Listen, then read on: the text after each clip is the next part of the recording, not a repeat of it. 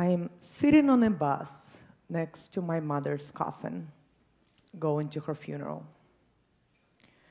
We didn't have money for her, so it was a small coach bus transporting my mother's dead body, myself and my brother, to the graveyard. I remember looking outside the window at the raindrops, thinking, wow, even the weather is grieving and crying with me. Except I wasn't crying on the outside. I was too afraid to let myself cry and never stop. At 15 years old, my life was changed forever. For the next 4 years, I lived alone as a teenager in Estonia. I remember coming home to this small, dark apartment. Nobody was cooking there. Nobody was watching TV. Nobody was talking on the phone. Nobody was laughing.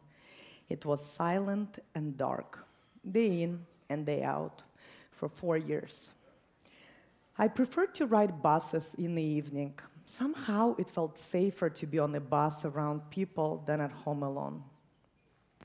I remember smoking in a stairway of apartment buildings with other kids who also had nobody at home waiting for them. We were all alone and abandoned, singing, playing the guitar, and numbing ourselves with booze and cigarettes.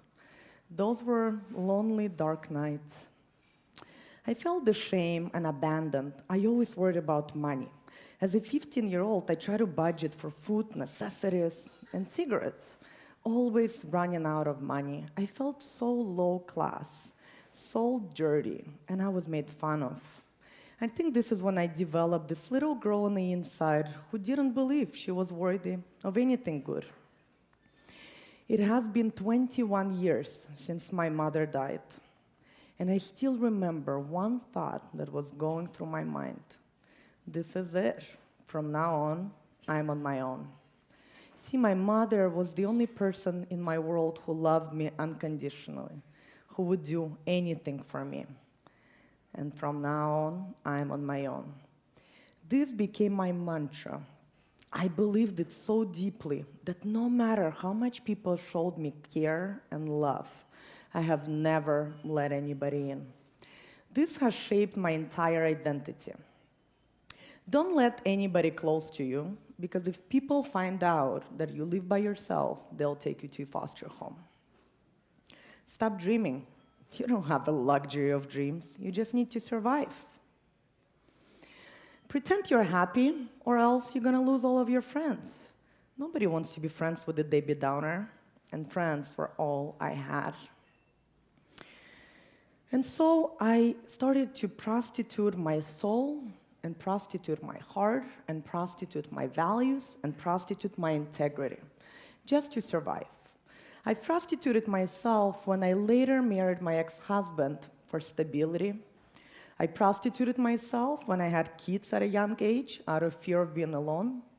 I have prostituted myself when I took on jobs I hated just to survive.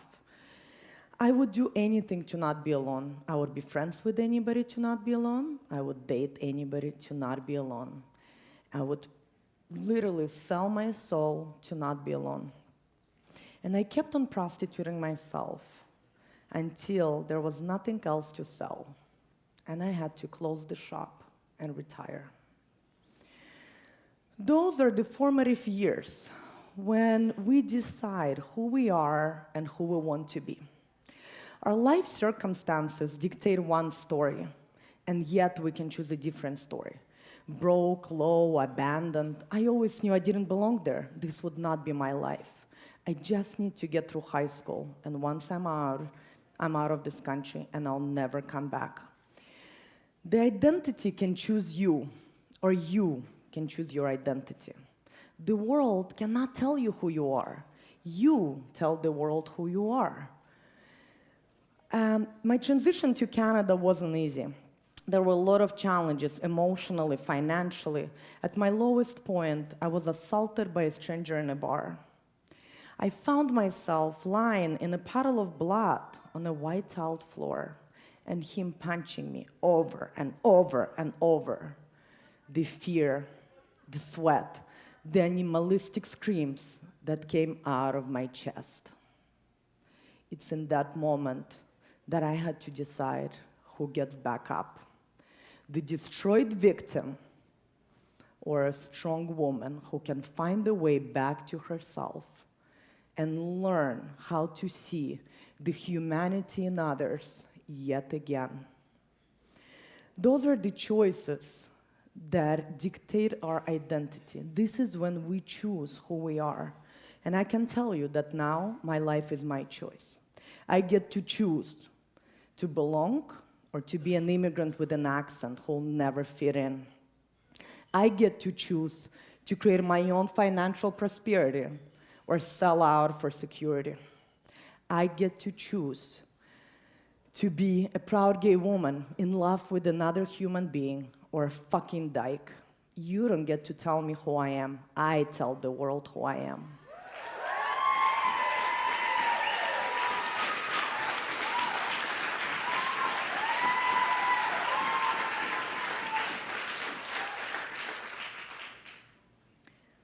Our identity is shaped in those decisions every day and in every moment.